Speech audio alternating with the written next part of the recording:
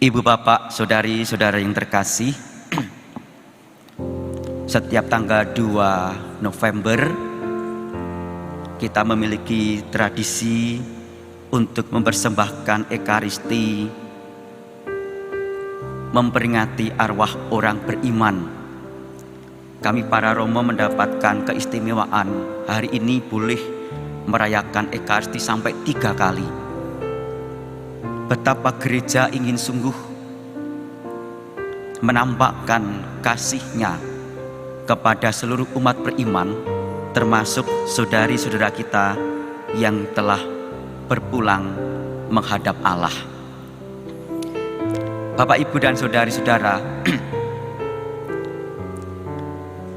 sering orang bertanya, Romo, kalau kita mendoakan arwah orang yang sudah meninggal, itu apakah memiliki dampak untuk orang itu?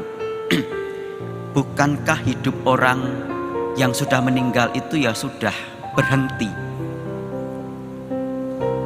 Lalu kalau seandainya ketika meninggal nilai hidupnya itu 80, atau ketika meninggal nilai hidupnya itu kalau dinilai 60, atau ketika meninggal nilai hidupnya itu mengumpulkan poin hanya 20, kira-kira apakah doa-doa kita itu mampu untuk mengubah yang 20, yang 60, yang 80 itu menjadi 100? Bapak, Ibu, dan saudari-saudara yang terkasih, yang ingin diwartakan, diajarkan kepada kita adalah selaras dengan apa yang diperdengarkan kepada kita, khususnya dalam Injil pada sore ini.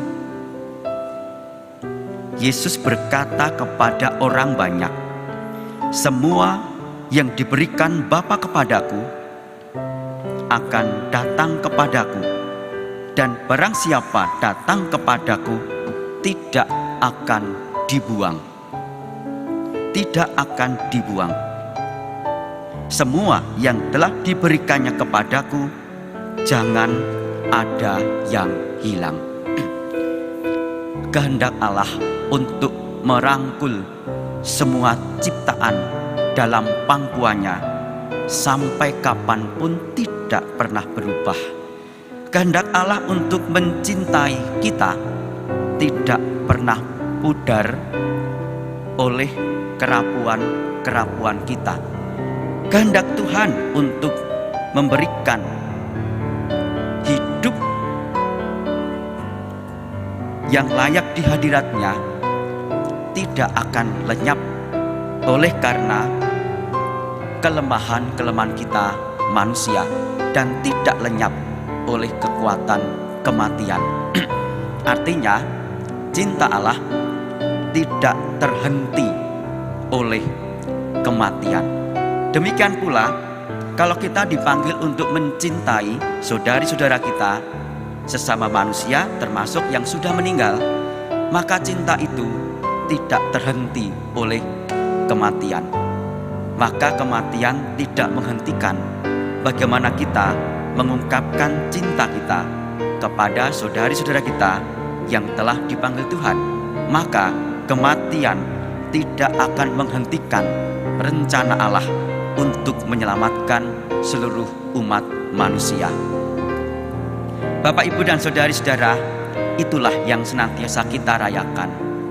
Perayaan kasih Allah tanpa batas. Kasih Allah selalu lebih kuat daripada kerapuan manusia. Kasih Allah tidak terbendung oleh kuasa kematian, tetapi rencana Allah untuk merangkul semua ciptaan dalam pangkuannya dengan menerima kehidupan yang sejati sampai kapanpun tidak akan berubah. Saudari-saudara, pada masa ini, hari-hari ini, terpampanglah bagaimana penggambaran gereja